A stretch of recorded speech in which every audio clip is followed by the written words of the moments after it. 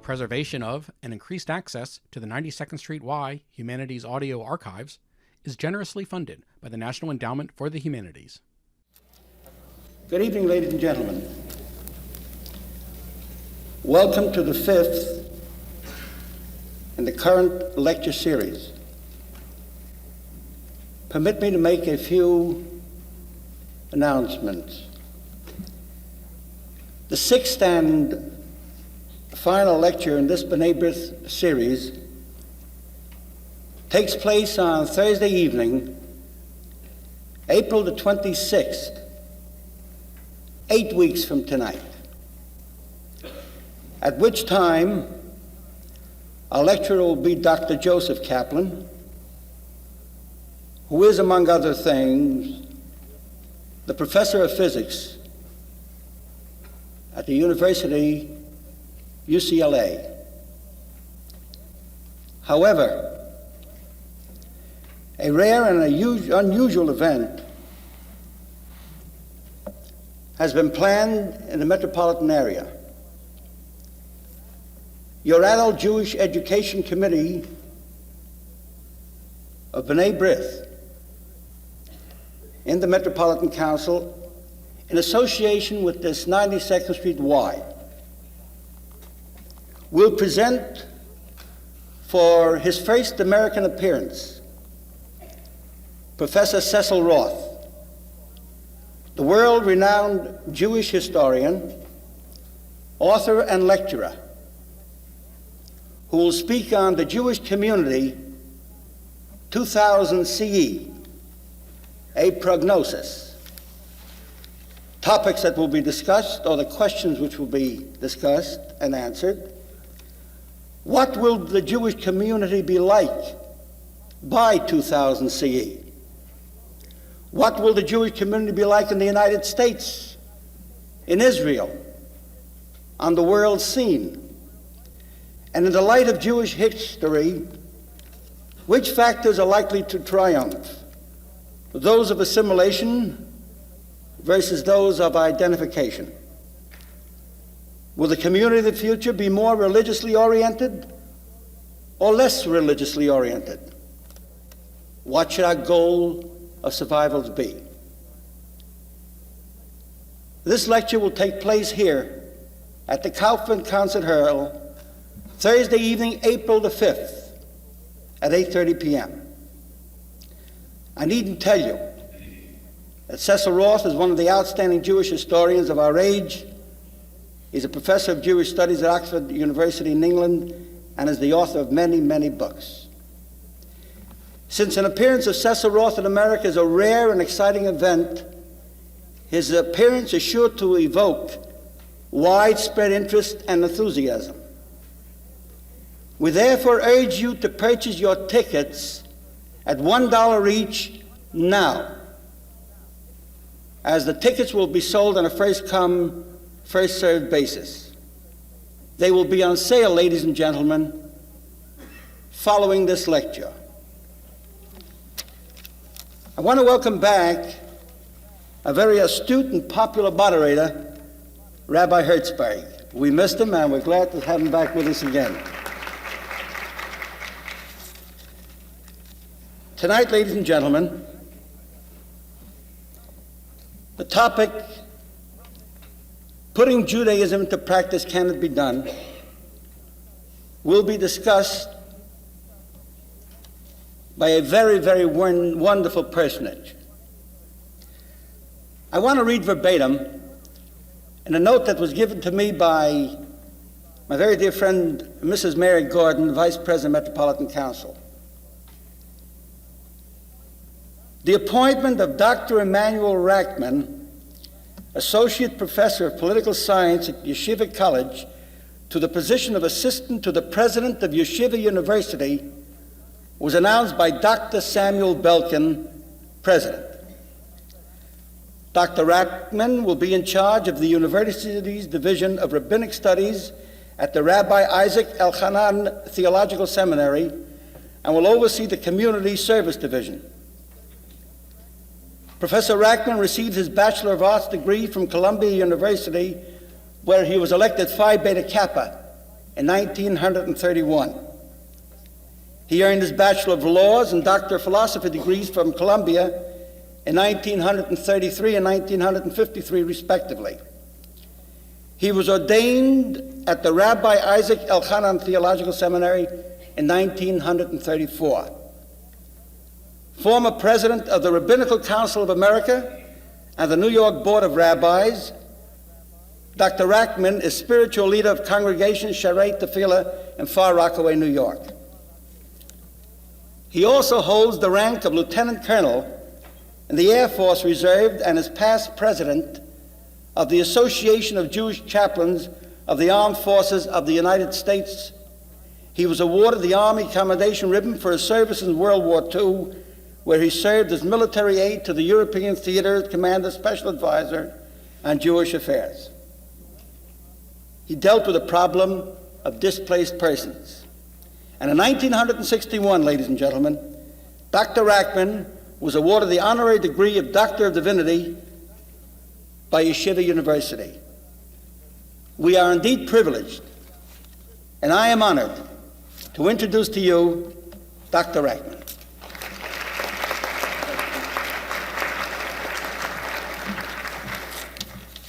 Thank you, Mr. Greenberg.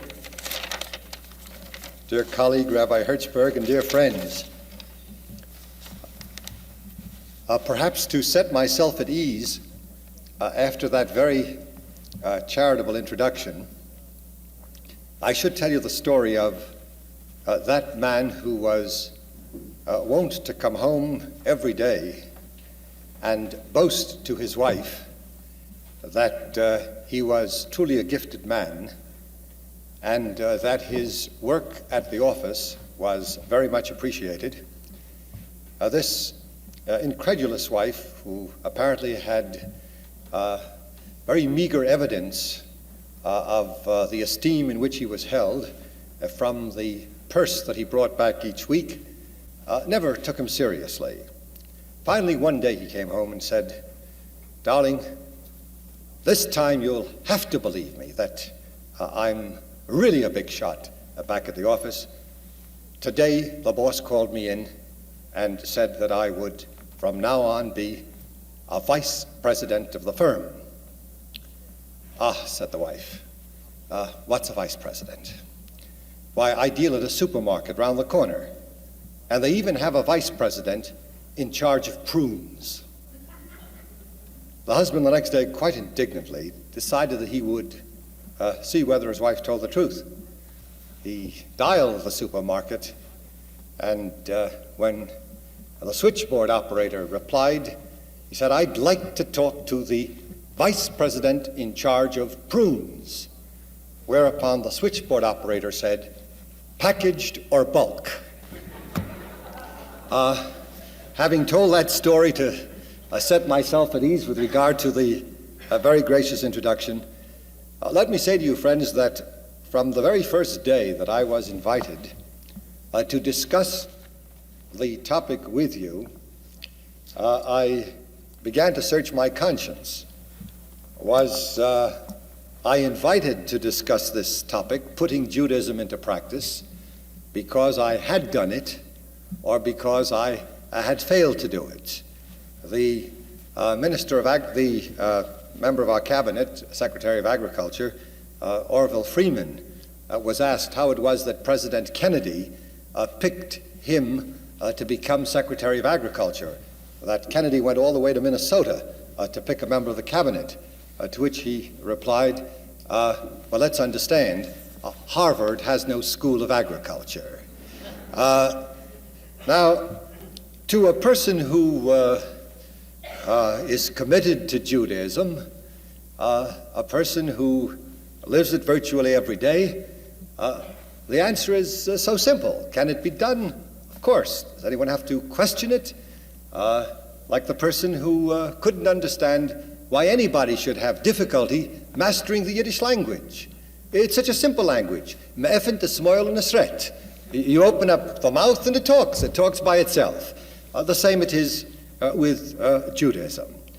However, in order that Rabbi Hertzberg shall have something with regard to which he might needle, and I gather that he is a good needler. I've seen him in action on much greater personalities than myself.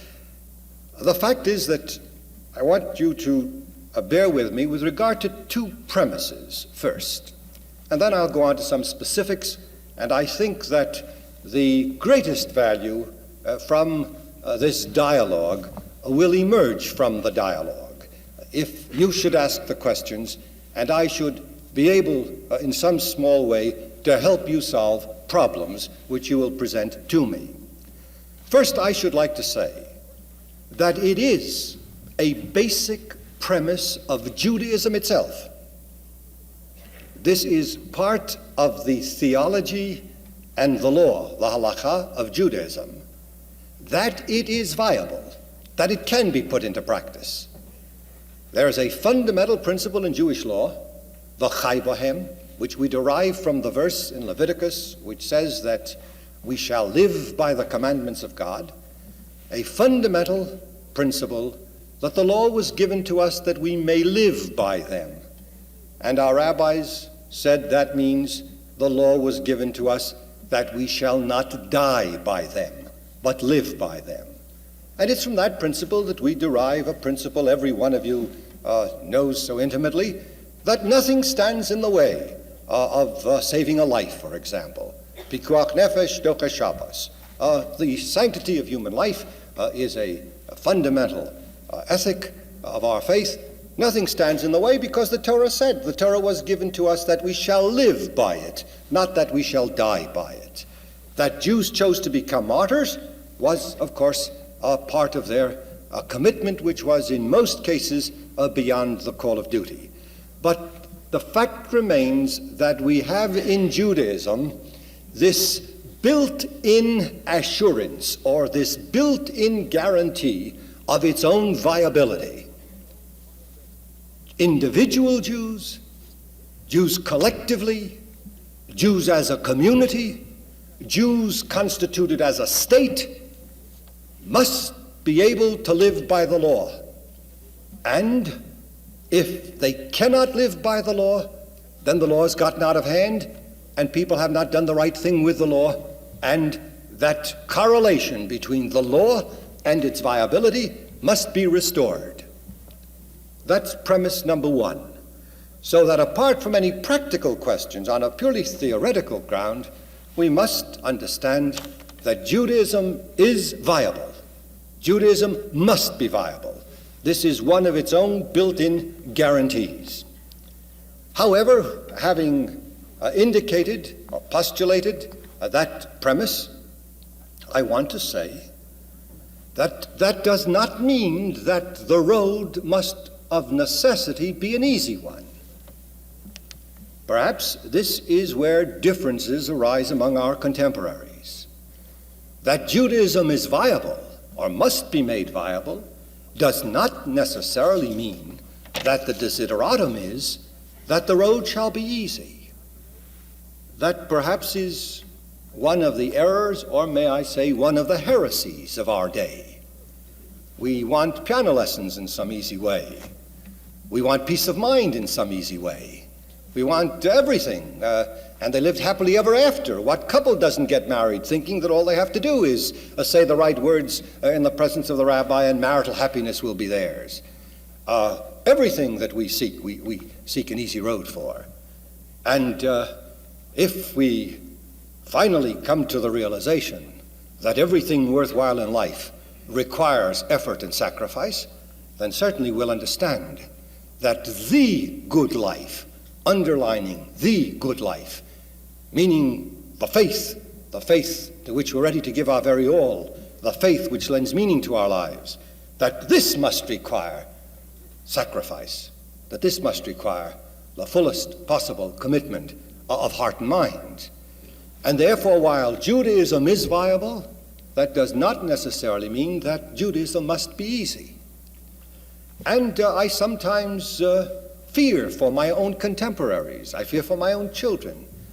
I wish it were harder for them than it is. It's an ugly thing for a father to say.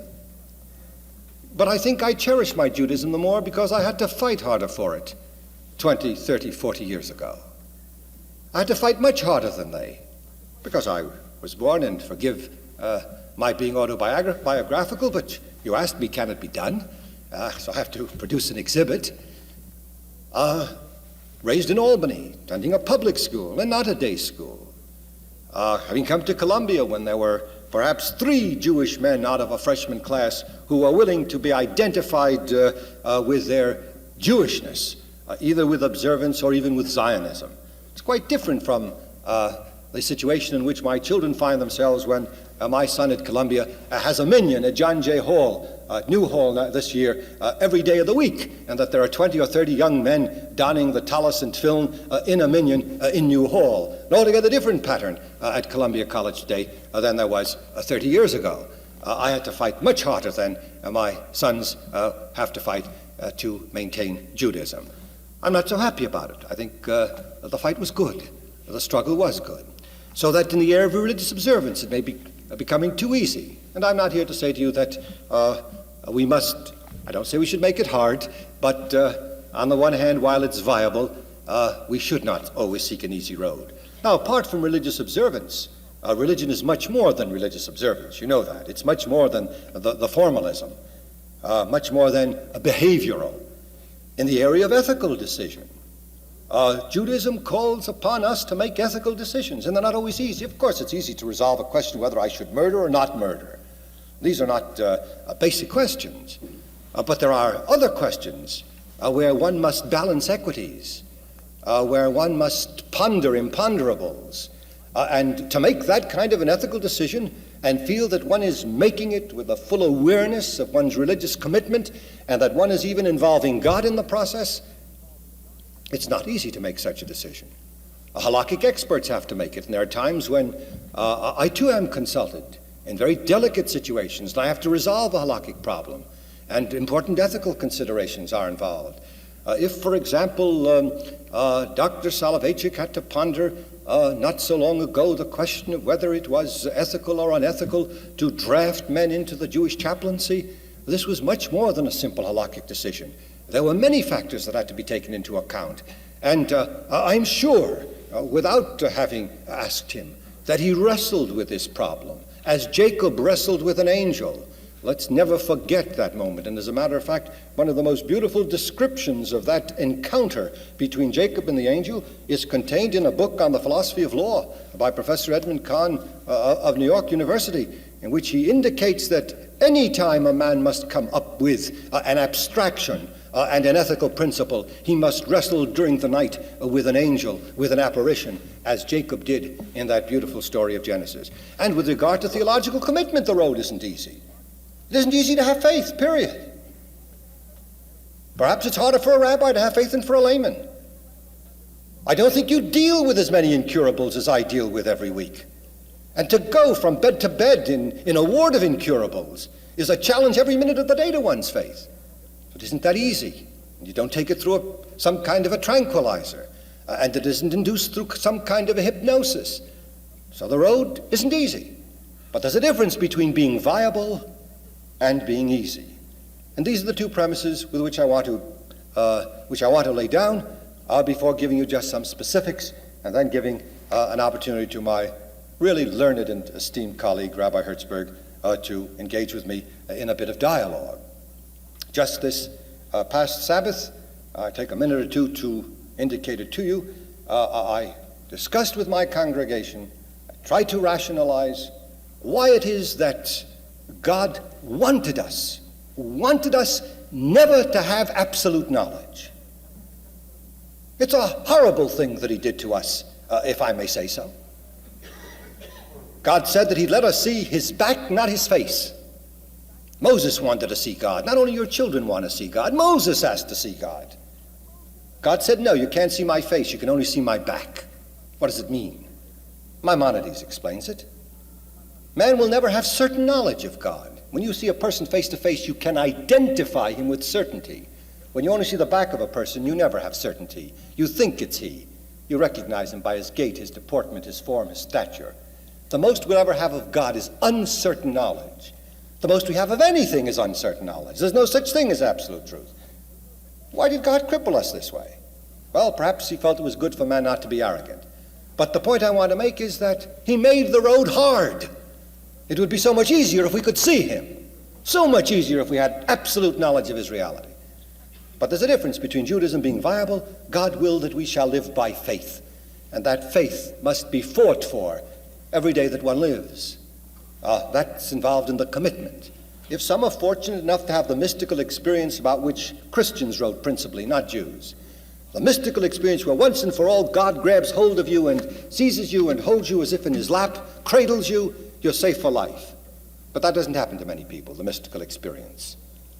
With the Jew, it's a walk, a long, tedious, painful walk based on history, based on creation, observation, any type of knowledge we have.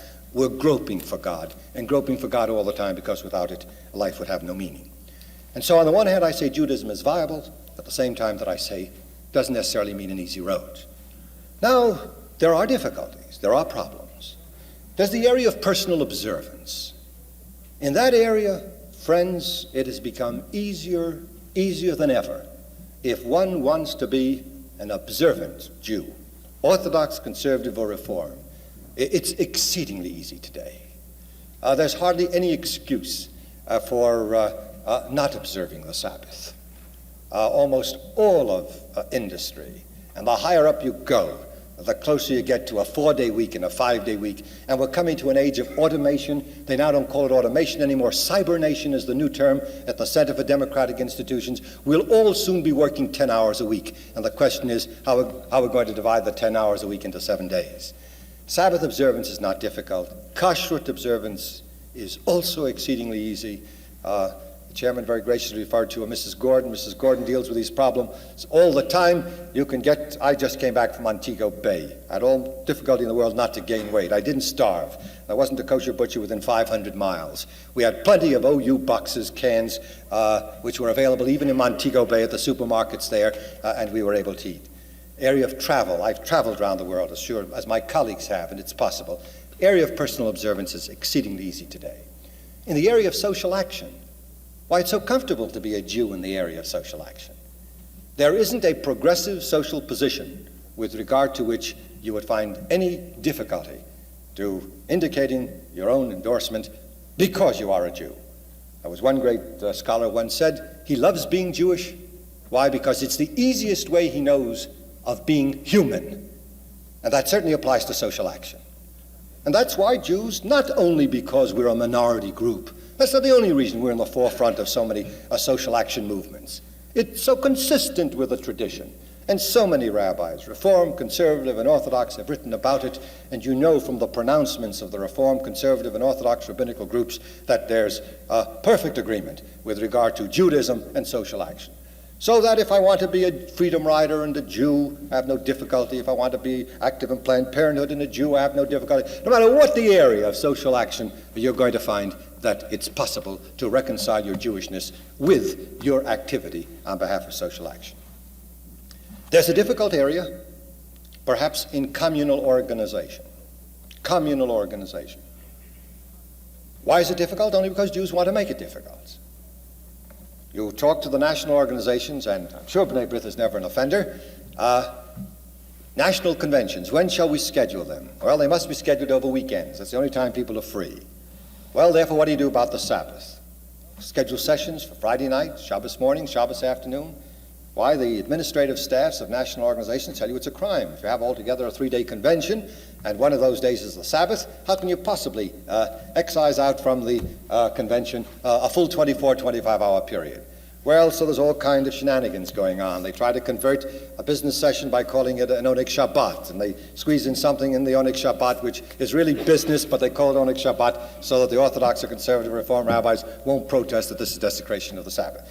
So you have a problem with conventions, but again, that's a problem which Jews, I can't blame Judaism for it. There ought to be a way of teaching the national organizations to be respectful of the tradition and understand that it's as much their function to save the Sabbath as it is their function to save whatever else they're trying to save, be that what it may. More difficult, perhaps, is the problem of the community centers, and we're now situated. We are now the guests of one of the finest in the world. The 92nd Street Y has a national and international reputation. It's the mother of Ys in so many senses. there's a problem about Sabbath activities. Now, many of these problems are difficult. They're not easily solved. There is a considerable amount of discussion among the rabbis as to whether community centers should be open on the Sabbath. It so happens that the difference of opinion transcends denominational groupings. One of the most Orthodox of rabbis in America, I hate to use that term, most Orthodox, as if you weigh these things as you weigh diamonds. The fact is that one of the men identified with a right-wing Orthodox group was the one who wrote the original document permitting a community center to be open in his city, in Cincinnati. In the Orthodox group, we have a difference of opinion. As some of my colleagues know, by colleagues I mean not only rabbis, but I mean people active in group work and in organizational work know, I see some of them here, in the Jewish Orientation Training Seminar, which is given by the JEC and given by, under the auspices of the Jewish Education Committee and the Jewish Welfare Board and Federation for group workers and case workers. We have discussed the problem of the Sabbath in community centers, and we have worked out what we believe is a program.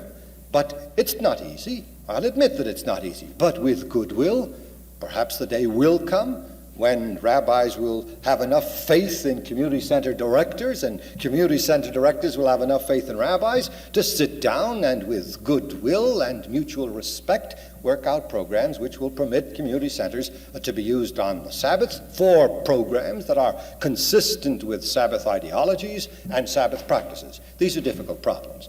That's an area where there's difficulty. It's much easier for an individual to observe the Sabbath, perhaps, much easier for an individual to have a kosher home than it is, for example, to take a Y and on the one hand to have a program on the Sabbath which will not offend anybody and at the same time not interfere with the freedom of religion of those who live, let us say, in the Y, and want on Yom Kippur to wear shorts. And after all, it's their right, as happened, and this was a problem which we discussed in the seminar. It's much easier to have a kosher home than it is, for example, to be sure of the kashrut of an institution where you don't have the staff for supervision and the like. But these are problems that can be solved.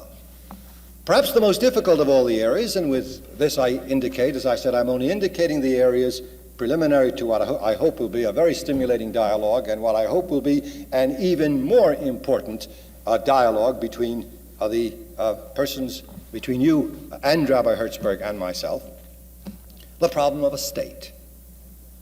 There are problems. Can Judaism be put into practice in a Jewish state? This is a very difficult area. But again, there's no problem that could not be solved if only there were that same mutual understanding which I pray will someday exist between rabbis and community center directors or service aides or those who direct service agencies, if there will be goodwill between the different parties in the land of Israel.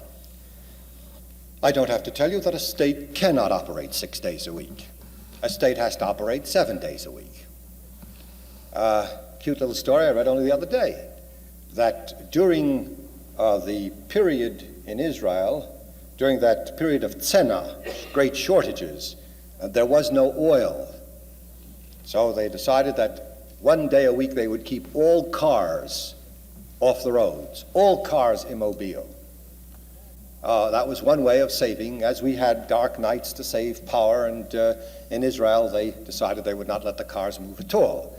And the member of the religious party asked that as long as they were picking 1 day when there would be no traffic on the highways, it would be so nice to have the Sabbath. So they said, all right, fine, nothing lost. Why must it be a Sunday or a Monday? We'll say that the 1 day in which all vehicles will be off the highways will be the Sabbath, and that will be a way of saving the gasoline consumption. Well, that was a great accomplishment for the Sabbath, on the one hand, until somebody said, yes, but you've saved the Sabbath by getting the vehicles off the highway, and the first thing we saw walking out on the street in Tel Aviv was a policeman writing a ticket to someone who violated that law and drove the car on the Sabbath. So how did you save the Sabbath by getting the vehicles off when I have policemen giving tickets, writing out tickets to the different people who didn't obey? There are problems, real problems, with regard to traffic control. The Army, Navy, Air Force of a state must function all the time. Postal services, telegraphic services, the question of El Al, flying its planes, day and night, 7 days and 7 nights a week, problem of ships, zim lines, traversing the seas. They can't all of a sudden drop anchor in the middle of the Atlantic or the middle of the Mediterranean because the Sabbath has come. These are problems. And these are being discussed in the land of Israel. And there are conservatives, I should say there are reactionaries, and there are progressives within the law itself. I'm not talking of those who just ignore the law. Within the realm of the halakha, there are solutions. As a matter of fact, from many a great authority I heard that if only there would be goodwill, there isn't a solitary one of these problems that cannot be solved.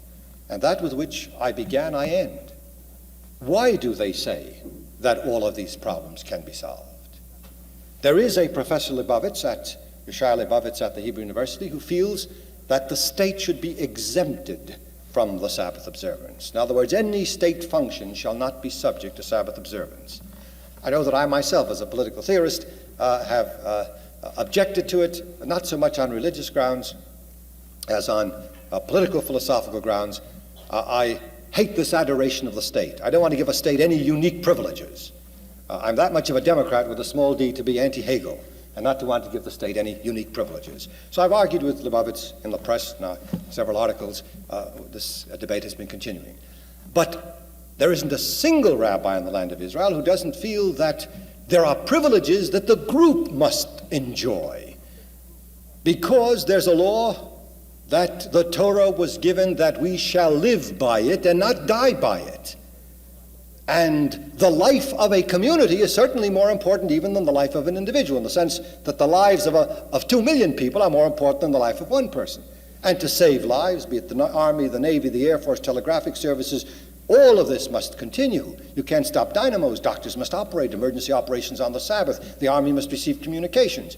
And so on the theory that the law must be viable and the law must meet the requirements of the hour, that Jewish life shall continue, that the Jewish state shall be secure, and that people shall understand that our faith was given for the enrichment of life rather than the destruction of life. And so I've given to you a number of areas in which there are roads, some easy, some difficult. But putting the question as you did, can Judaism be put into practice? Or putting Judaism into practice, can it be done? I say to you, just as one co-religionist to another, of course it can. The law provided for it. If it can't be done, then it's not Judaism you're talking about. Thanks very much.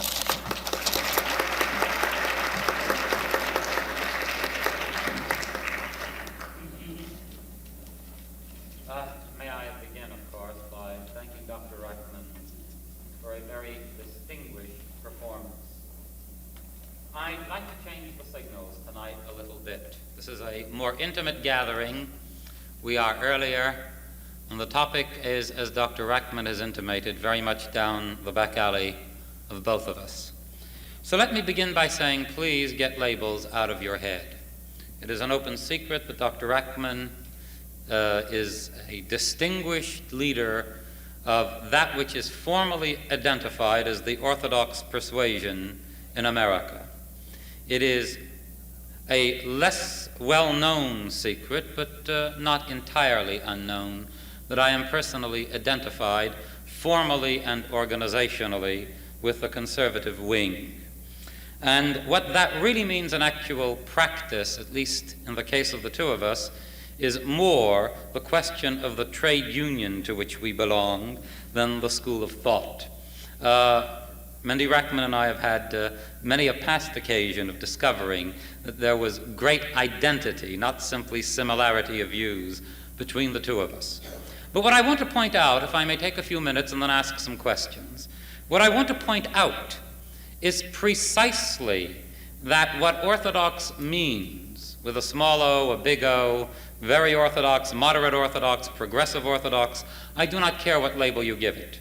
What Orthodox means in the hands and in the spirit of Mendy Rackman is something other than what it means in the interpretations that we are often given by other people.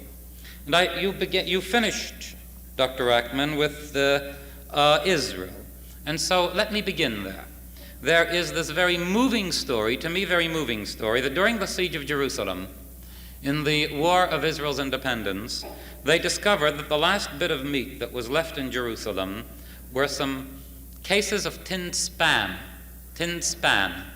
that the British Tommies had left behind. At which point there came a question. There was a little kosher meat left, and the rest was tinned spam. At which point there came a question, how do you allocate? Rabbi Meyer Berlin and the Neturei Karta, the Orthodox right wing, the head of Mizrahi and the Orthodox right wing, were in conflict. The Orthodox right wing said, give the religious the kosher meat and let the rest immediately eat spam.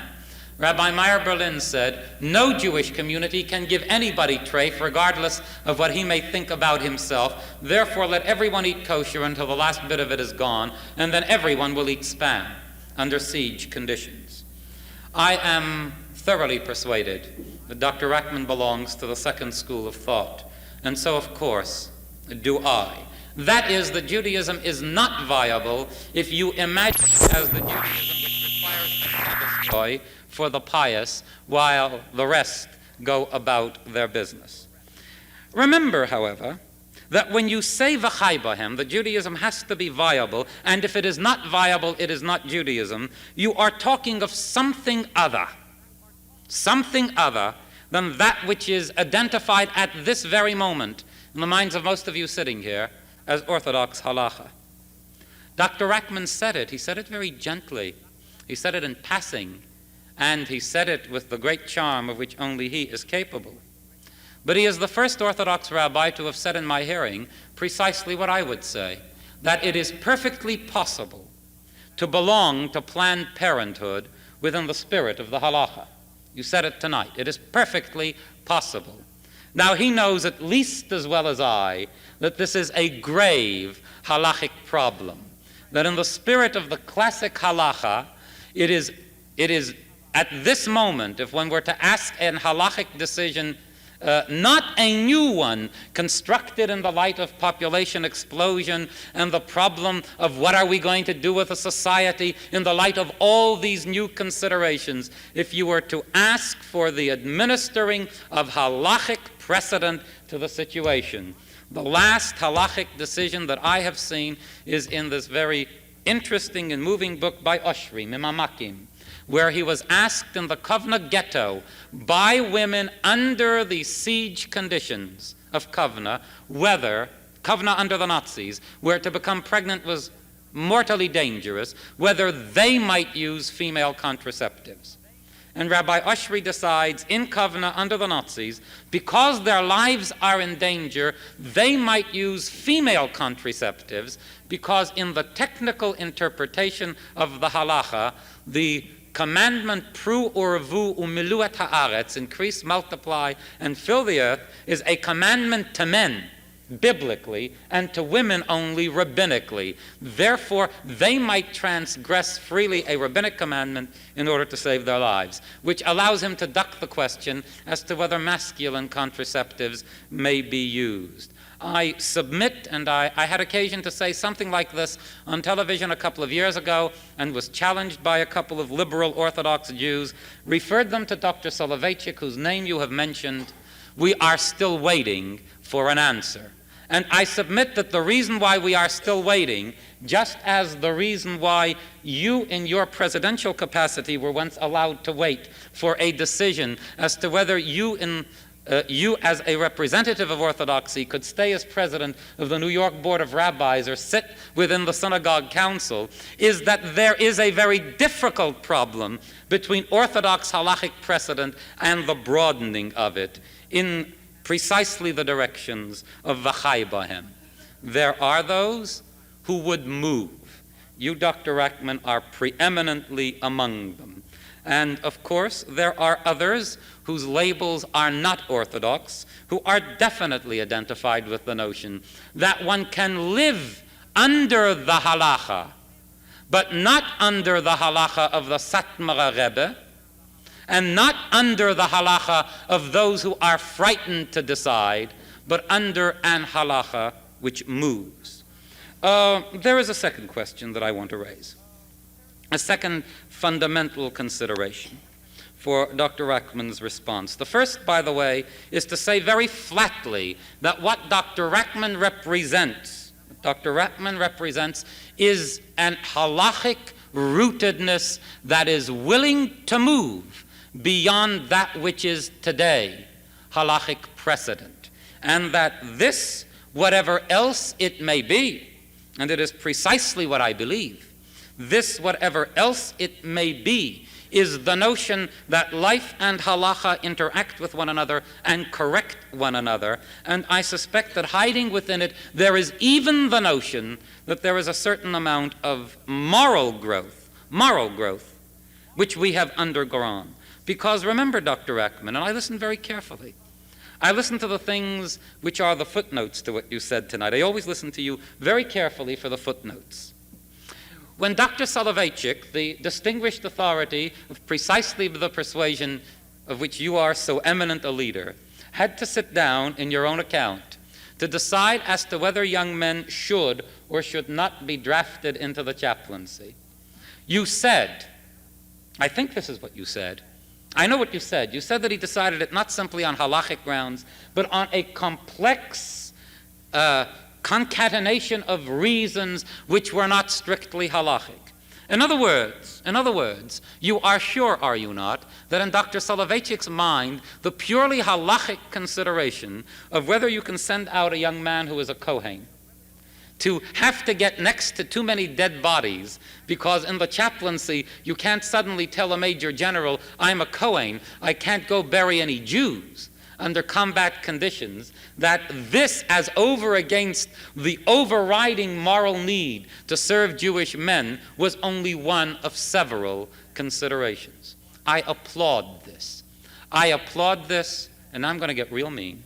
I applaud this as I applauded Dr. Lieberman of my own persuasion and the men around him when they did something about the problem of agunah, as their predecessor, Dr. Hertzberg, the chief rabbi of Israel, did something about the problem of the woman who couldn't get a Jewish divorce by doing something creatively, within the context of the halacha to move on to modernity.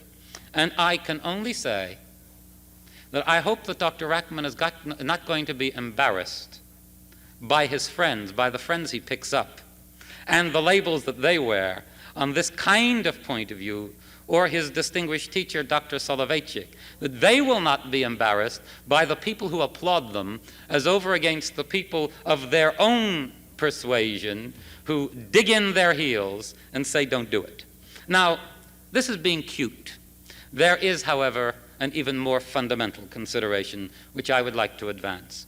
And that is, I worry about this problem very much. Worry very much about this problem of the notion that we can live under the halacha.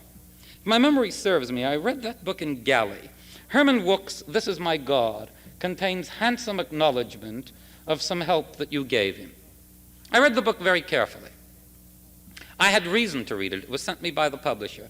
After you got through correcting it, Mendy, you didn't do that one. No, you were responsible. Yeah. That's right, it was Tendler. But after it was all over with, I got the galleys to have a look. And I was fascinated by this book. I was fascinated by a notion which Dr. Rackman does not share, by a notion that what living under the tradition is, that it is possible to go to the Stork Club and order a lox sandwich on rye, so that being cold lox on cold bread cut by a cold knife, it's not treif. But it is possible to go to the Stork Club. Now, my problem is whether I can possibly live under the halacha, in the spirit of the halacha, and turn on the television, not to speak of going to the Stork Club. My problem of the life of the tradition is not whether it is possible for me to daven 3 times a day, or to serve as an officer in the United States Air Force, to serve as an officer for 25 months and eat kosher across the board. I did. I did. It's not very difficult. I ate more cans of salmon and tuna fish than I thought existed, as did Mendy and his soldiering. Every officers' club in Europe in World War II and in the Korean War from me was instructed. You have to have tuna fish, you have to have canned salmon, and there are always soft-boiled eggs in the shell. It's possible. But my real question was, here I was living within a society and countenancing the idea that many of my kids were being ruined by gambling, hanging out in the wrong places.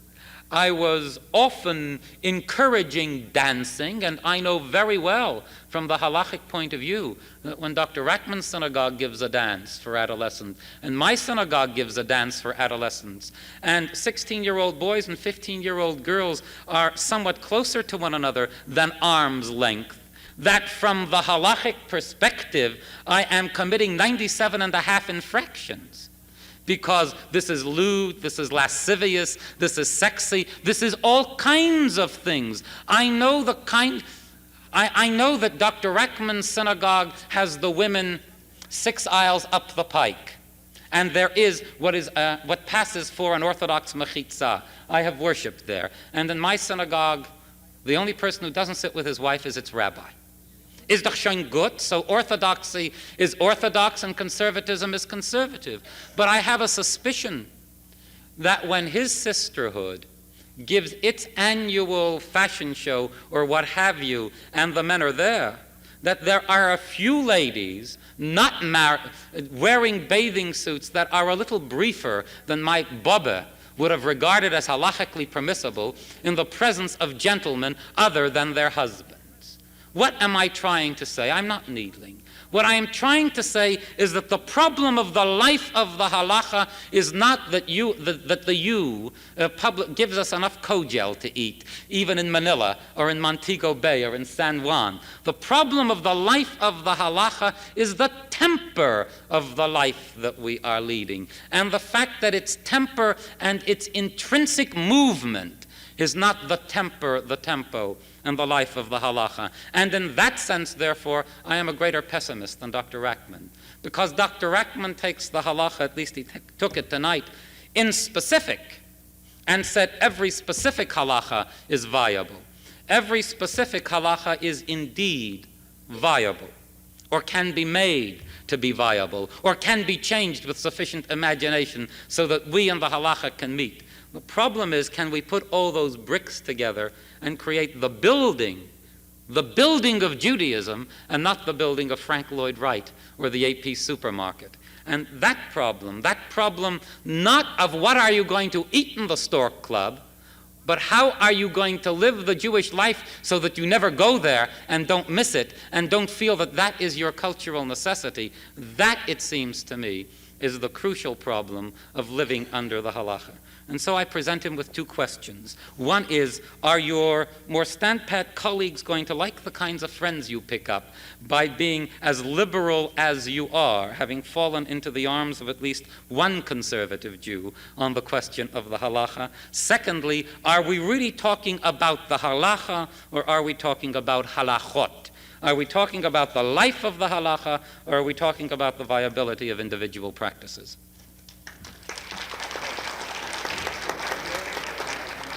What was the name of the play where the husband and wife did this? Two different microphones? What was the name of it? They're both professors talking about man and woman.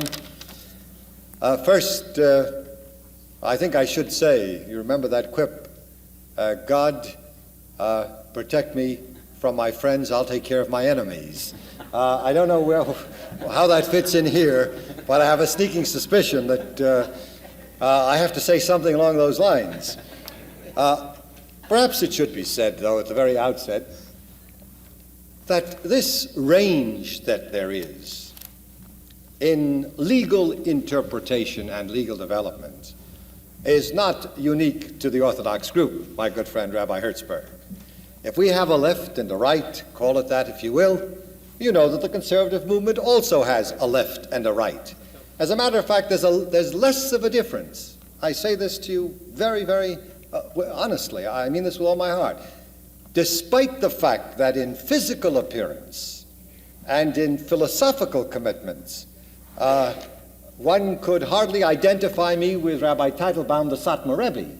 There's less of a difference between the Satmar Rebbe and myself than there is between Professor Lieberman and Professor Kaplan, and I think you know that to be so. So that within the realm of the conservatives, you have as great a range or greater. This is natural. And I want you to understand why it ought to be natural. That's the point. Why there shall be no such thing as a monolithic development of law. If Dr. Soloveitchik wrestled with a problem, it wasn't that he simply tried to analyze some sources, some texts alone.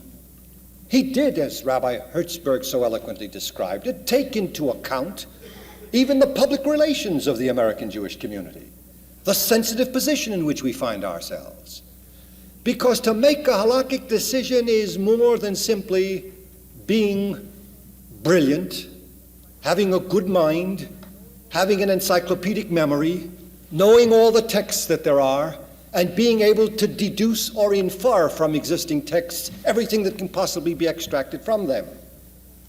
Making a halakhic decision means also being a pious man.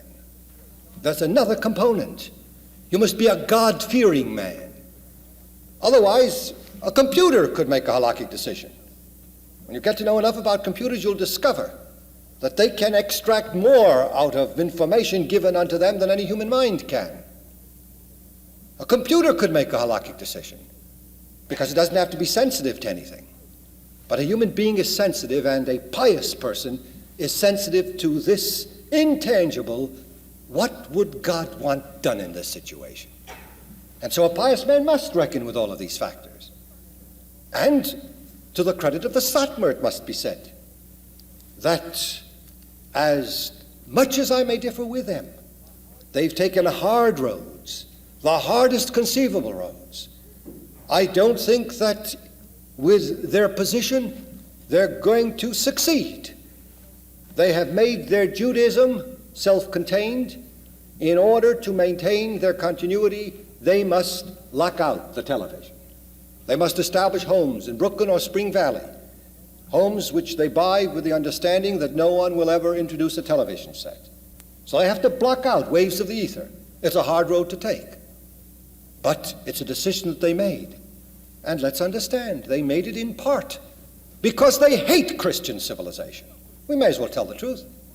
They who suffered so much from it want no part of it. They don't want to look like an American. They don't want to behave like an American. There's freedom given here. They're thankful at least that there's some recognition of the fact that they should not be beaten and persecuted as they were abroad. But they want to lead their self-contained lives in such a way, and this to them represents a way of vindicating or even avenging the death of 6 million. We have to understand it. Now, if Rabbi Oshry made a liberal decision with regard to Planned Parenthood, you heard from Rabbi Hertzberg how under the pressure of the events in concentration camps or Warsaw Ghetto, he did that which he did. I want you to understand that I didn't hear pontificate with regard to Planned Parenthood. There's plenty of authority that would differ with me. I wrote on the subject, so therefore I can't deny what I wrote unless I want to recant. No one has yet subjected me to an inquisition that I shall be compelled to recant. The fact remains, however, that 1,800 years ago, the Talmud anticipated the pill method of Planned Parenthood. Amazing phenomenon. You have to respect the tradition that's that brilliant. 1,800 years ago, and came to the conclusion that it's permitted. There's absolutely no objection. Maimonides quotes it, cites it with approval. Absolutely no objection. Any imbibing of any drug that the woman takes in order to prevent conception. No objection whatever. So a man can naturally belong to a Planned Parenthood. That's no problem. It may very well be, though, that as I study sources, and this is what I wrote, that too many of us studying the Jewish tradition are thinking of it in terms of Planned Parenthood, when actually the rabbis had a different approach. I am convinced, I may be wrong, this is going to be a matter of demonstration, but the rabbis weren't even concerned about the problem of populations, Planned Parenthood. They were concerned about the naturalness of the relationship between husband and wife. They wanted to safeguard this much more than they wanted to safeguard an increase in population. That's a theory of mine based upon sources. All I said was that a Jew who wants to get involved in social action will have plenty of material in the tradition. The tradition is a veritable mine which will help him to be engaged in virtually any great social cause. However, there's a more important problem that Rabbi Hertzberg presented, and that is the question of whether Judaism agrees with the present temper of life, and he's so right there. He exaggerated a bit, because I'm sure that he doesn't dance the way he described a dance. I'm positive of it. And I'm sure that he's aware of the fact that when he dances, or when children dance, youth dance in his center, there's nothing lewd or lascivious about it. I think those who find something lewd and lascivious have something wrong with their own imaginations. And I'm no prude. I don't boast about it, but if Herman Wouk went to the Store Club, I've seen Place Pigalle many times in Paris. Traversed it from beginning to end, and not by day. So the facts of life are known. That does not mean, however, I'm sorry to have advertised the place. You'll forgive me. The fact remains that the halacha may very often find itself in the position of trying to stem certain trends, to stem them. And there may be many of us who feel that in our own day, the emphasis on sex is unhealthy from many points of view. I think most of you will agree. You can't sell a cigarette to a man without the picture of a beautiful woman. You can't sell a razor with which a man is going to shave without the picture of a beautiful woman on the ad. This type of, it's not subliminal anymore. It's much more than subliminal. This emphasis. Who's going to rule the day? Women themselves are going to rule the day, as much as men. This emphasis, in so many ways, is gedacht. You see what a woman goes through a little later in life. If, God forbid, there has to be the kind of surgery that means deformity, what a woman goes through, because there's been this emphasis on certain aspects of her physical appearance, which make her feel that, having lost that, she might just as well commit suicide. There are trends that are unhealthy about the present situation. And this is one area where perhaps the halacha can stem a certain point of view. Television. I said to you, Satmar will not permit the use of television. Square Town won't permit it.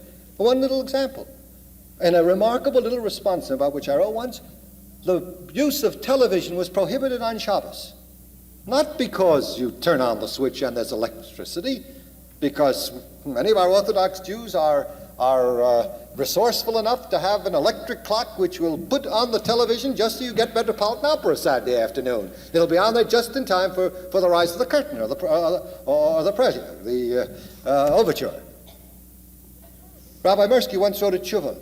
It's horrible to have commercials in the house on Shabbos. Isn't it bad enough you get commercials all week? It's just inconsistent with the spirit of the Sabbath to get these commercials. You'll be sitting at the table singing Zmiris, and all of a sudden you get commercials. Now, there are many, many situations where the trend of the halacha may run counter to what exists.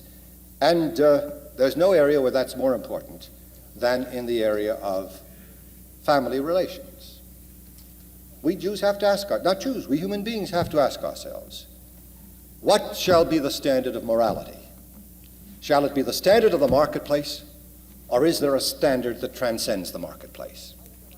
I ask myself, how shall I decide whether the seventh commandment of the Decalogue is still binding?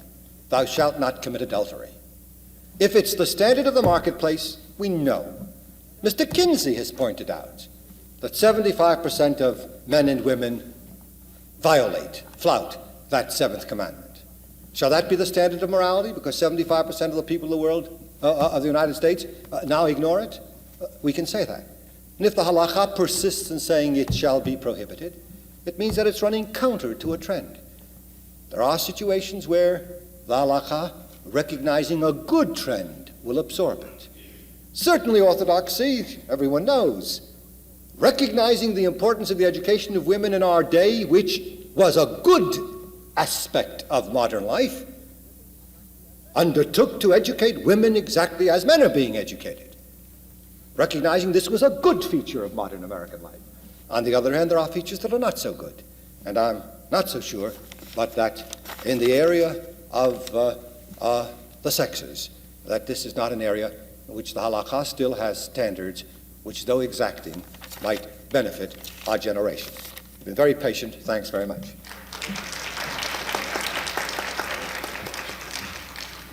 Well, of course, Dr. Rackman and I could continue this, but let's go to the floor. Are there questions? The mics.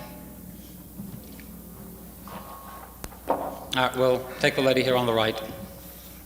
Rabbi Rackman, it's about time that the word orthodoxy, which comes from the Greek word meaning to the letter of the law, and which is antiquated, should be changed to Torah Judaism.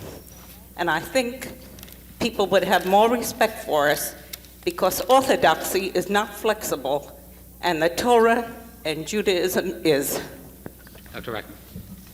There are many Orthodox Jews who share that view and who would like to see the name discarded.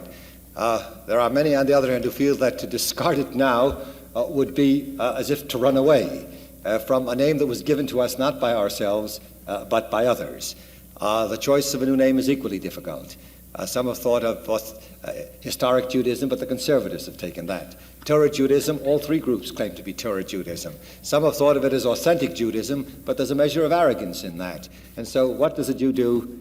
He goes around with Pekel, the burden that is his, as we carry the burden. So I would say we do carry the burden of a name we don't like. However, we are always careful to say orthodoxy among Jews is not the same thing that it means in other faiths, just as theocracy in Judaism. We should remember this. When we use the term theocracy in Judaism, we don't mean dictatorship by a central authority, heresy hunting, thought control. Theocracy in Judaism only means that there's one God who alone is sovereign, and nobody else dare be presumptuous enough to claim that he's sovereign. Down in the center, the gentleman here. It's a wonderful technique. Dr. Rackman, the title of the talk tonight is, Can Judaism be put into practice? I would like to have your definition of Judaism. Oy vey. That's a $64 question. You'll have to give me 64 minutes for it. Judaism, as far as I'm concerned, is both a body of doctrine as well as a body of practices. But it is even more than creed and practice, because it is the creed and practice of the Jewish people through millennia, all of which constitutes part of the tradition. So that Judaism is the totality of the written and the oral law, the totality of the experience of the Jewish people through the millennia, and the interaction of these experiences with the total written and oral law. That's about the best I can do in 30 seconds. Excellent indeed. Further questions? Yes, there's a hand up over there. Dr. Rackman, in your opening remarks, you mentioned the fact that when you attended Columbia in 1931, there were 3 Jews in the freshman class who admitted their either orthodoxy or the fact that they were practicing Jews. And then you said that your son attending Columbia had a minyan every day, which was attended by about 20 men.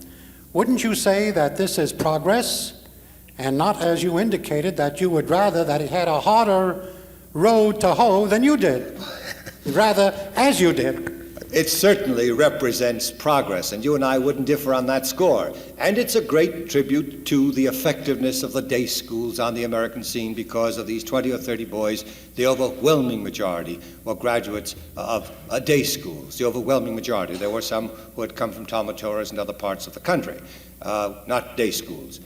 Only thing I meant to indicate, and in all fairness, I sometimes regret that all of my son's Judaism is coming to them so easily. They have no real problems. They have intellectual problems, that's true. I'm grateful for that. As a matter of fact, I was happy to have them be exposed at Columbia to the wide range of humanities, courses in contemporary civilization, so that they would have the intellectual challenge. But it was quite different from being a youngster in Albany in 1923 and coming to the finals in a spelling contest for the county, and then being eliminated from the county finals because the exam was on Shabbos. That happened, and I think I was the better for it. I may have felt the pain of it at that time, but I was the better for it, because with that I was able to cope with situations later on in my life at a Randolph Field, as Rabbi Hertzberg was able to cope with them through the war in different parts of the world. Now, our sons get very, very little of it. My son doesn't even have a problem. He's working at Bell Telephone Laboratories. No problem at all. It's a 5-day week. And because he's an engineer and intellectual, he has no problem 3 o'clock Friday afternoon getting off on a short Friday. We had exams at Columbia on Shabbos. I was already married when I had to take an exam, and the proctor slept with me instead of my wife, because they were afraid that I might get the questions from someone who had taken the examination before, and he was to stay with me until the Shavuos had ended and I could take the examination. Mm-hmm. I'm simply saying that things we fight for, we cling to and we appreciate them more. And I think it's true of all of life, and that's really all I meant. There's a question over there. Dr. Rackman, you said that Judaism is viable, living Judaism, and that Jews were meant to live for it rather than to die for it. Then in the time of the Inquisition, would it have been better to have accepted Christianity? Do you think then Judaism would have lasted? Or do you think that because of the martyrs, because I think in a sense Israel rose out of the ashes like a phoenix, out of the 6 million, that actually the death has led to life? Question is a very good one, and in all fairness to the questioner, it should be said that this question was debated by rabbis for years. This is what I meant by painful decision. You don't make a decision of that kind, whether to tell people to martyr themselves or not to martyr themselves, simply on the basis of sources. It was discussed by Maimonides. It was discussed throughout the Middle Ages as to whether Jewish communities at a time when what was involved was not the martyrdom of an individual, but the possibility that the Jewish faith would disappear altogether if there weren't martyrs. Many took the position that they should be martyrs. Many took the position that they should be martyrs, but if they're not martyrs, they cannot be punished. Others took the extreme position that martyrdom should be coerced. They should even be punished if they're not martyrs. This was arranged not between Orthodox, Conservative, and Reform. This was a battle among the halakhic experts. And I don't have to tell you with what tears, with what blood, such decisions had to be made. Now, basically what I said was true. A person does not have to martyr himself to preserve the faith, except when the faith itself is challenged. By that I mean when a person wants to annihilate the faith itself. Then martyrdom is called for. But that is not a legal requirement. That's a moral requirement, because you don't punish a man if he doesn't martyr himself. Now, that Jews did martyr themselves in most cases in many cases, was proof of their commitment. And I think we all appreciate the fact that there are many situations in life which come unto many of us when we have to make basic decisions. Shall we take an easy road, a road that would lead to life, or a road that may mean the sacrifice of all? There's many a teacher in New York City school system who made a very difficult decision, let himself lose his job in the last 5 or 10 or 15 years in an age of McCarthy, and wouldn't betray.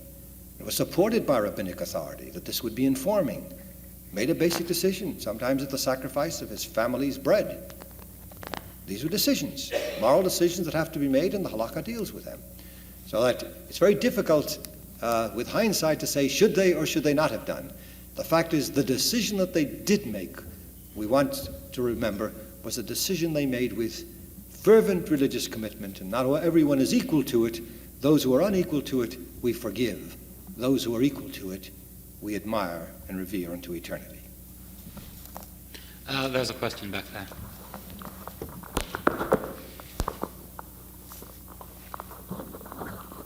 Rabbi Rackman, many of our most revered rabbis of past and present times have been completely observant themselves and yet preach the evolving nature of Judaism, the necessity for change, and there has been change, most of which has been condemned, to say the least, by the Orthodox branch of conservatism, of Judaism. Could you reconcile that for me, the living an observant life and yet preaching the necessity for change? And because it is so severely criticized, could you foresee for us the results of a Jewish community at any future time, all believing in one way, all observing exactly the same way and to the same extent? Thanks very much, but your question is really questions. I'll try to answer all of them briefly. First, with regard to preaching about an evolving religion, I think that, as Rabbi Hertzberg indicated, you will find rabbis in all camps who have a fixed position. There's many Reform rabbi, for example, who has not changed from the position of the Pittsburgh platform, as if the Pittsburgh platform was still the guiding body of Reform principles. You will find many Orthodox Jews who think of fixity, steht das geschrieben, it is so written in Shulchan Aruch, and that's the end of it. Whereas, on the other hand, there are many of us, practically the entire English-speaking Orthodox rabbinate, that talks about an evolving Jewish law, talks of gradualism in the law, true, but definitely accepting the developmental idea. If you want a little more on that, and in that essay I also quote a letter on a philosophical issue by Soloveitchik. I once wrote on this in an article on the Sabbath, dealing with the philosophical background, and it's available. It's a very simple pamphlet dealing with the Sabbath, can moderns observe the Sabbath, and giving the basic, the traditional point of view with regard to historical development, the role of history in Jewish law, the role of custom, the role of teleology, which is, of course, prospective rather than past. Now, with regard to the latter part of your question, what do I visualize with the future? In other words, can there be uniformity, regimentation? Do I visualize the day when there's going to be one monolithic Jewish community, everybody observing the same? Definitely not. Is that correctly stating the latter part of your question? I regret to say that until Messiah comes, I don't believe we're going to have such a community. I'm not so sure that I would want it either. Let's understand a few wonderful things about Judaism. Rabbi Hertzberg and Chairman, I hope you'll permit me to digress. This gets into the area of theology. We Jews have no fixed creed, for example. No fixed creed. What are the basic doctrines of the Jewish faith? What is the Jewish conception of immortality? What's the difference between Olam Haba and Hasharat HaNefesh? Philosophers have differed. In all Christian synods or ecumenical conferences, you have had precise formulations of doctrine, never in Judaism. Judaism even took the position that the Sanhedrin could resolve a case and make a decision, and a court on a lower level, the highest court, United States Supreme Court, the Jerusalem Supreme Court, makes a decision. A judge on the lower level must abide by it, as every federal court judge in the United States must abide by a Supreme Court decision. But that does not preclude the judge on the lower court, judge of the lower court, from moving up and down the country, traveling all over, preaching and saying that the court didn't know what it did, that the Supreme Court made a mistake. In other words, complete freedom of criticism was preserved in the Jewish tradition. That means that in the area of doctrine, there can never be a judicial decision, because the only thing a man can be punished for in Judaism is idolatry. Man, you can't be punished for believing, if you want to believe that God has a back and a face, literally, you can believe it. We might not respect your opinion. Couldn't punish you. It's not heresy. because rabbis differed. Some took an anthropomorphic view of God, some believed in the incorporeality of God, some believed in the eternity of matter, others differed. So that the only thing that there might ever be, I hope, any kind of uniformity, I would hate to see, and that's why I agree with Rabbi Hertzberg, and I, in my own group, feel that something must be done to solve some of the problems of family status, because I should hate to see the day, and that's the only area in which I pray for uniformity. By uniformity, I meant agreement in the Jewish community. I hate to see the day when Jews will divide so that one group will not be able to intermarry with another group. I'm very serious about that. I'm very serious. That's what bothers me in Israel, too. I would like to see the rabbinate hold on to the control over marriage and divorce, but continue to liberalize as Rabbi Hertzberg had begun to liberalize the situation. And then help us out here, too, in the hinterlands, where we can't do very much, where we're quite impotent in this area. But there I would like to see things done to preserve the unity of the Jewish community. So that also other areas where their unity is to be preserved, all the soldiers in the Israeli army eat together. There aren't separate kosher benches or separate non-kosher benches. That nothing shall be done to destroy the unity of the Jewish people. But I do not visualize that there's ever going to be regimentation among the Jewish people, and I'm not so sure that I would want a Sanhedrin to be active in any area other than areas which affect the unity of the Jewish people. That's an opinion. I mean, there's nothing canonical about anything I say. I'll take one more question. Hi, Chipkin over there. You differ, Rabbi Hertzberg. I'm going to in a moment. Oh, you go. Let's take the last question, then we'll have two cross comments. In view of your statement that there is no doctrine, why was Dr. This is a question from a friend. Go ahead. Why was Dr. Kaplan excommunicated? Dr. Kaplan, again, you see, it was not a group. It was it was not a movement that excommunicated him. It is possible for any three rabbis, any bet din, to excommunicate someone. We could take three rabbis in this audience, if there are three, and decide that for one reason or other, it would be unfair to excommunicate a man without cause. But the rabbis three or four or five who excommunicated Rabbi Kaplan, excommunicated him because what he had done was not to think what he thought, because they did not excommunicate him all the years that he was writing Judaism as a civilization, all the years that he was writing the meaning of God in modern Jewish religion. These were the heretical books. What they objected to was an act which they regarded as a sacrilege against the sitter. That's something quite different. And if they felt strong enough about it, and you know how few Orthodox rabbis went along with them, one of that group even burned it, and the others denied that they had participated in the burning. But this was not for his heresy.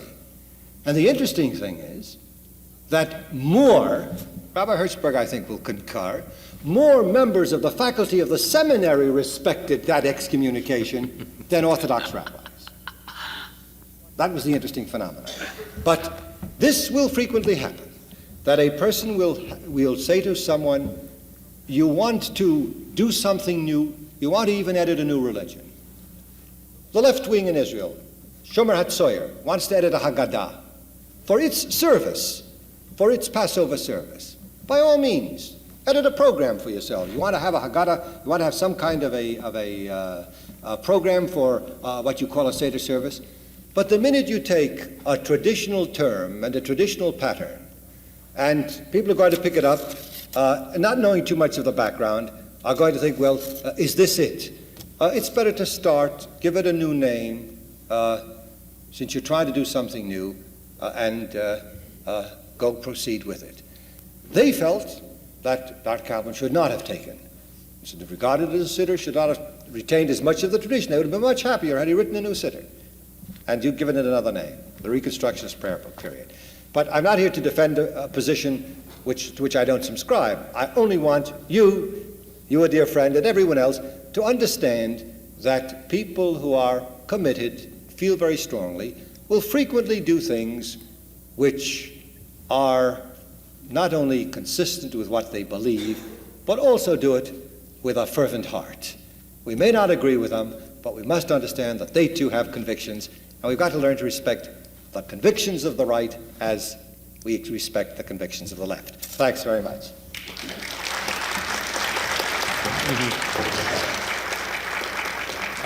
On our time schedule, we have about 5 minutes left, and we intended to, and Dr. Rackman has rebated me on 2 matters, so I'd like to respond and let him wind up.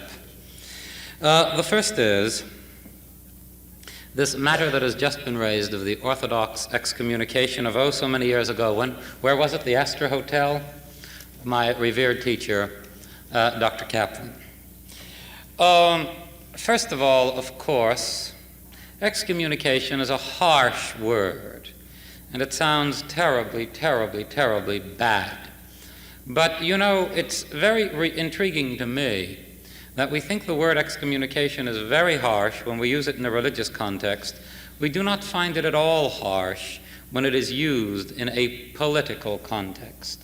What is an investigating committee whose very names are being kept secret, except for the chairman, presently doing with Mr. Powers? They're trying to find out whether he was a good American or a bad American, whether he should or should not be put into cherem. This whole question of whether he's getting his back pay of $50,000 or not is not the real question. The real question is he going to be produced before Congress as someone about whom the country will be told he is part of the group, he is an American who had bad luck, or is he going to be produced as someone who semi-collaborated? And so a collaborator excommunicated, this is all right. A bad American, this is all right. We are so far past McCarthyism nowadays that we can honestly say in a room full of liberals that we really don't feel that a card-carrying member of the Communist Party today is really not self-excommunicated from America. I wonder why my father, or even I, who really believes that if you deny the chosenness of the Jewish people, you are kofer be'ikar. You are, in the essential meaning of the term, denying the essence of Judaism. Why we are, or some of my father's generation are considered illiberal when they announced it to the public. I am not at all convinced that the religious fervor of the fervent is less praiseworthy than the American fervor or the patriotic fervor of those who are politically fervent. And so I agree with Dr. Rackman on that point. I think that people have a right to their position. And as Ben Franklin once said, remember? Ben Franklin once said at the beginning of the American Revolution, he said, in addition to the famous sentence, we will either all hang together or we will hang separately, he made the very pointed observations, we will either win and be patriots or lose and be traitors. When men proceed to make religious revolutions, they ought to have the courage and their disciples with them to run the dangers that go with it. Don't expect to fly in the face of the opinions of others and their most cherished convictions and expect them to pat you on the head. Have the guts. I, for instance, the next Shabbos that I will have occasion to be in the Society for the Advancement of Judaism, which, because I am a practicing rabbi, I have not worshipped in a number of years, I expect that no doubt as a visitor and a friend of the management, I will be called to the Torah. I expect to have the courage to pronounce the bracha in the classical form of Asher Bachar Banu, and I expect to have the courage to stare down the black looks that I will get. And I expect that the reverse should also operate. And I want to state this strongly, precisely because, unlike Dr. Rackman, I belong to the conservative group and am a student of the founder of Reconstructionism. I think liberals should stop being crybabies, whether they be religious liberals or any other kind. This is the first point.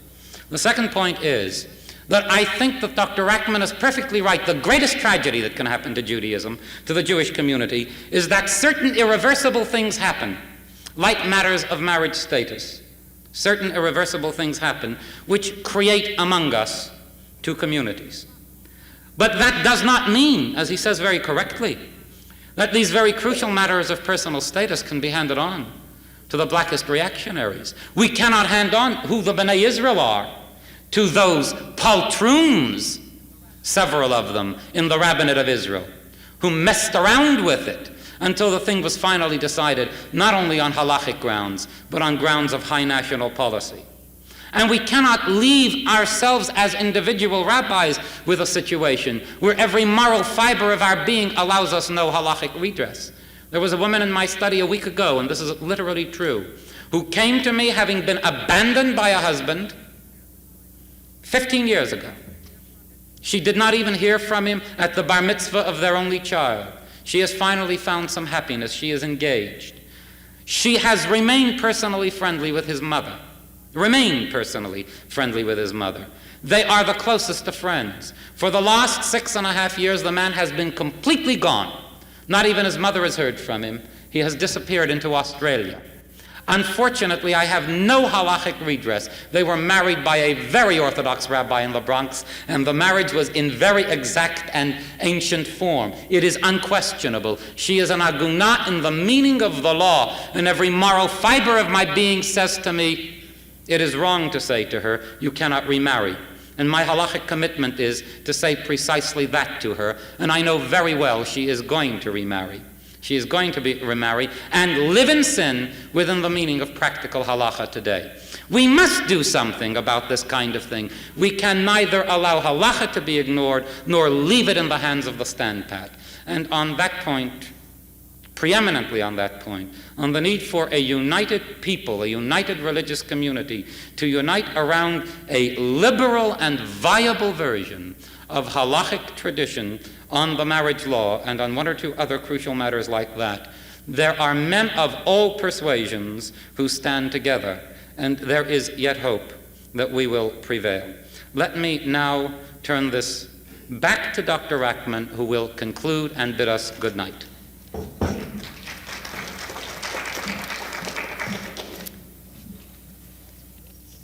Rabbi Hertzberg's concluding remarks were so beautiful that they should constitute the peroration without any addition on my part. If anything, Rabbi Hertzberg, you'll forgive me if I explain to the audience that if they want to read a very fine article on the chosenness of Israel, a very fine statement of it, they can turn to the magazine called Jewish Heritage, which is published by B'nai B'rith, and they will find an article written by Rabbi Hertzberg on the subject, an article which, for Mr. Chipkin's purposes, is an indication of the extent to which, on theological problems, there's such a transcending of institutional lines that I, the Orthodox Rabbi, so heartily endorse a statement by a conservative rabbi on an issue with regard to which the Reconstructionist movement feels so strongly in opposition. The truth is that the law shall be viable.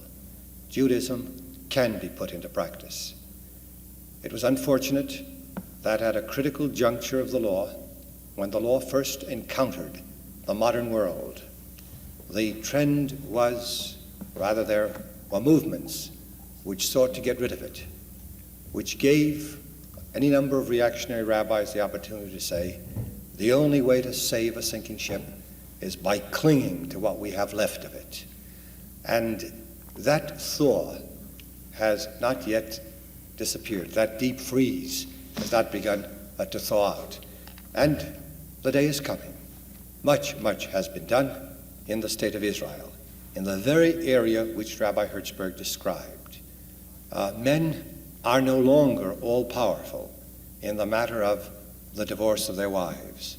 They've been cut down to size. It's remarkable with what courage the rabbinate resolved that problem. The problem of the Jews of India was resolved not by the government, but by many progressive Orthodox rabbis in the state of Israel who wrote the opinion, and when it was finally published and circulated around the world, received approval. However, the fact that the government also endorsed it did not stop the diehards from protesting even now and trying to cripple the effect of that decision. So that, ladies and gentlemen, there have been battles in the United States Supreme Court. You've had the Reynolds on one side and the Brandeises and the Holmes on the others. Jewish law also has those who are rightists and those who are leftists. The important thing to remember is that the law is our life. Ki chayenu. Yorech Yomenu. It is the law that gives us life as a people. We can't survive as a people without the authority of law. Therefore, as it gives us life, so it must of necessity be viable. That was the thesis with which I began, and you've been very patient. That's the thesis with which I close. Thank you very much, and good night. Thank you very much, Dr. Rackman and Dr. Hertzberg. We enjoyed it very, very much. Good night, ladies and gentlemen.